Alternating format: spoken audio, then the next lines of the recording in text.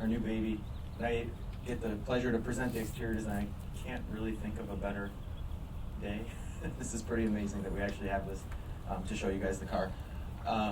But where I wanted to start was when we got the assignment to do Jeep's first electric vehicle, we knew we had a big challenge ahead of us. We knew we were going to have to kind of reimagine some of our most iconic elements, our 7-slat grille, our square Jeep profile, the trapezoidal wheel openings, all of these things we knew we were going to have to give a second look. So what we really wanted was really fresh ideas. So the pictures you see kind of scrolling across the screen here is our design team, and it's on this vehicle the youngest design team ever on a Jeep. So all 80s and 90s babies. We actually even have a few 2000s babies. So I think Ryan and I, we barely just made the cut, but we're 80s babies, so we're clear. And with this team came new ideas and new ways of working. So we had to invest in new tools. So now, we do clay models.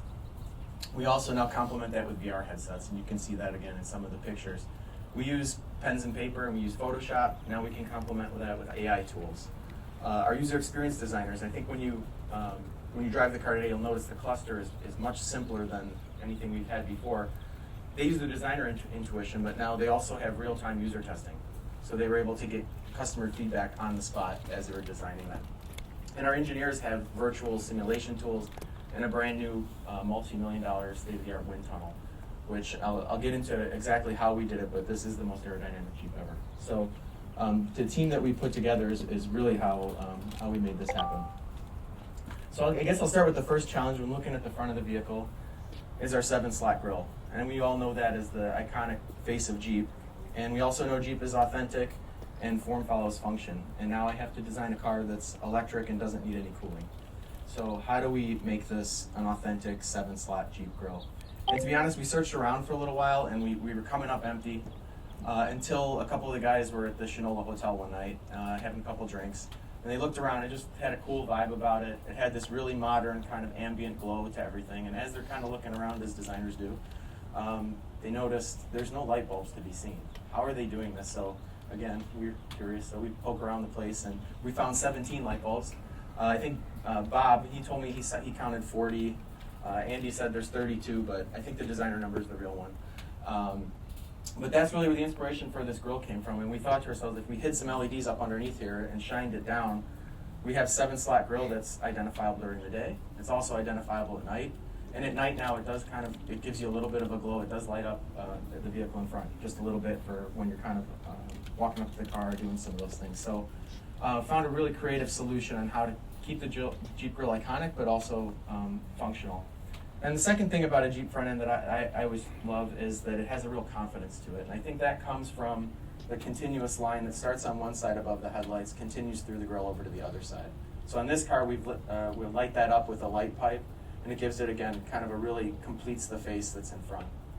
And as you guys are walking around the car today, if you walk up really close, you'll notice these grille bars that are kind of in shadow, they're leaned forward, and a little bit of a nod to the original Wagoneer. So pretty cool, innovative approach that the team took here on the front of this one.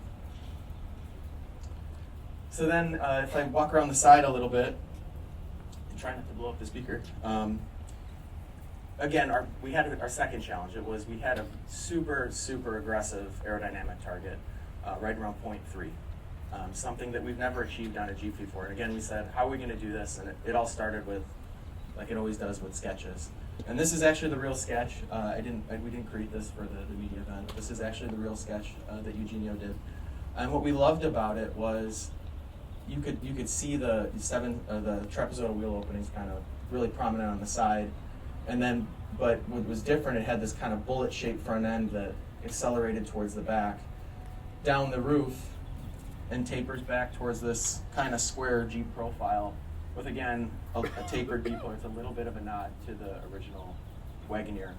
I think the other thing you'll notice in that sketch is the first hints of this floating wing, which I'll talk about when we move to the back of the car. So the other thing I wanted to mention about the design of the car that you can really see from the side, it's a really graphic, really high contrast design. And the launch editions that we have here are a really great way to show that off. So standard black roof and dual pane sunroof. So everything from the kind of middle belt of the car up is black.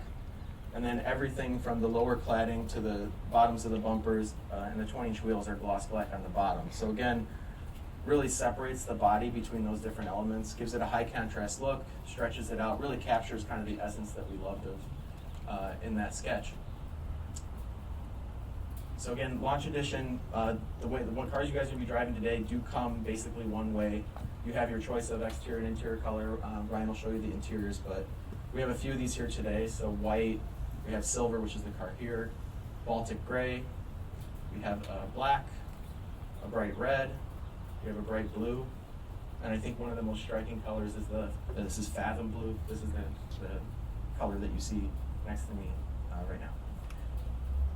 So then the other thing I wanted to talk about, you can see it on the side of the car and on the back of the car all throughout, but kind of right here for you guys, if you can see, is we have fashion designers on the team in our color materials group. And everybody always asks me, well, yeah, they do the colors, they do the materials, they do that, but they're also kind of our biggest advocates for sustainability and kind of the dare forward approach that we've been looking at. How do we be more responsible for the planet? And on the exterior, we noticed that chrome plating is one of the most harmful processes. So we decided to do a chrome-free exterior instead, using this satin metallic, this dark gray throughout the exterior of the vehicle. So another first for us, but I think it's really striking and really adds to that high contrast approach. So I mentioned on the sketch that there was a little hint of the floating wing. And the idea there was, well, we really want to have a square Jeep profile, but we have this really aggressive aero target.